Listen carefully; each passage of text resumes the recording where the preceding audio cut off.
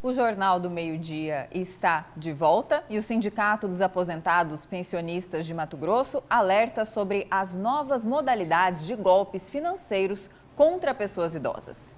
E é para explicar essas fraudes e como ficar alerta, atento diante dessas situações, que está aqui ao vivo no estúdio do Jornal do Meio-Dia, o consultor jurídico do Sindicato dos Aposentados Pensionistas e Idosos de Mato Grosso, Felipe Doreleu. Boa tarde, consultor, e seja bem-vindo aqui ao Jornal do Meio-Dia.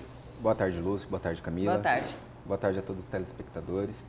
Quais os cuidados aí que os idosos, aposentados, pensionistas devem tomar para não cair na mão desses golpistas? Vamos lá. Primeiramente, tem algumas práticas, que podem ser adotadas. A primeira e a mais fundamental delas é evitar compartilhar qualquer documento pessoal, foto, dado bancário através do WhatsApp ou até mesmo ligações. Os bancos eles não entram em contato através do WhatsApp. Tem também uma outra medida que pode ser adotada, que é através do site ou aplicativo do Meu INSS. Esse idoso ele precisa ter um controle dos seus extratos, do que está sendo descontado, do que ele está recebendo. E aquela medida de ouro, que é para ele blindar realmente, para não entrar nenhum golpe, para ele não ficar suscetível a nenhum golpe, é solicitar o bloqueio do benefício dele para ingresso de empréstimos consignados.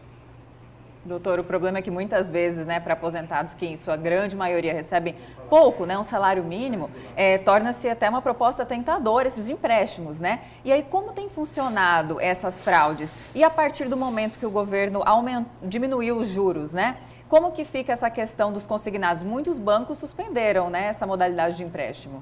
Isso. Recentemente, através de uma decisão do Conselho de Previdência, eles reduziram essa taxa de juros, o que inviabilizou a continuação dessa operação, ou seja, dos bancos prestarem esse tipo de serviço. Num primeiro momento, houve alguns bancos privados e depois, inclusive, a Caixa Econômica Federal e o próprio Banco do Brasil suspenderam essas operações. Está em discussão a retomada de algumas medidas para concessão do empréstimo. Até porque o empréstimo, para aquele idoso que realmente precisa, ele é um meio muito bom, porque a taxa de juros ela é muito baixa. Então, às vezes, dependendo da necessidade, tudo que temos vivenciado, para a obtenção de um dinheiro, de um empréstimo. E também se estuda uma outra medida, que é de criar uma espécie aí de limitação do comprometimento daquilo que o aposentado recebe no caso dele buscar um empréstimo consignado. Isso. Hoje em dia já temos essa limitação, através de lei, instruções normativas do próprio INSS, como resoluções do Bacen, eles impõem uma limitação para garantir aquele mínimo existencial, ou seja, aquele idoso ele pode ter somente 40% da sua renda comprometida para que não afete o sustento dele, pagamento de água, luz e demais gastos, que ele possa manter o seu mínimo para viver com uma qualidade de vida. E dispor desses 40% a fins de empréstimos e até o cartão consignado.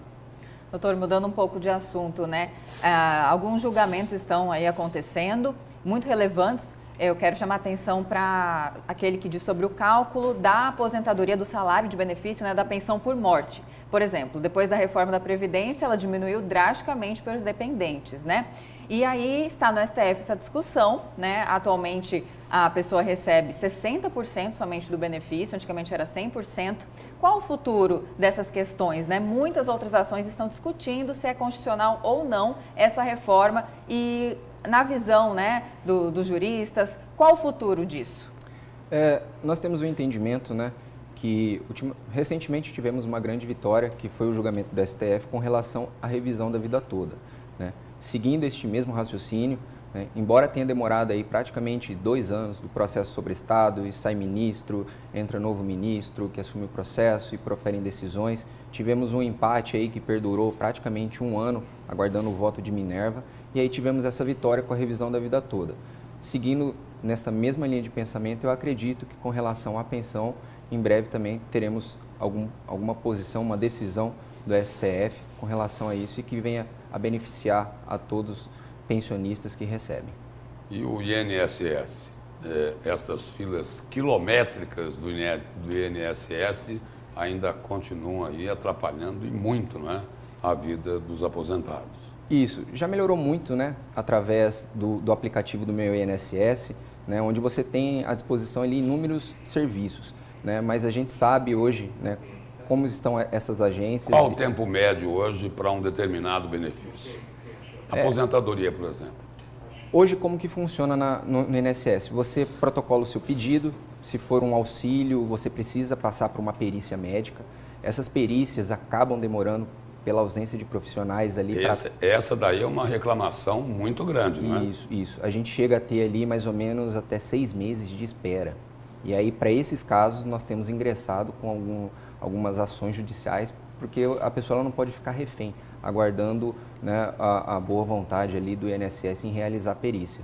E muitas vezes quando realiza, ainda aquela perícia superficial e a pessoa está doente, mesmo assim não é concedido, né? Mas há outra questão muito preocupante também, né, doutor? O INSS não tem cumprido até determinações judiciais, né? Tem demorado muito nessa questão da revisão da vida toda, por exemplo, tem protelado, feito manobras aí para quanto mais tardar e benefícios decaírem, melhor, né? Como a classe dos advogados tem se manifestado, até em relação também ao Poder Judiciário, né, para que o INSS cumpra decisões. Se a gente está esperando o benefício, já passou todo o processo e não recebe.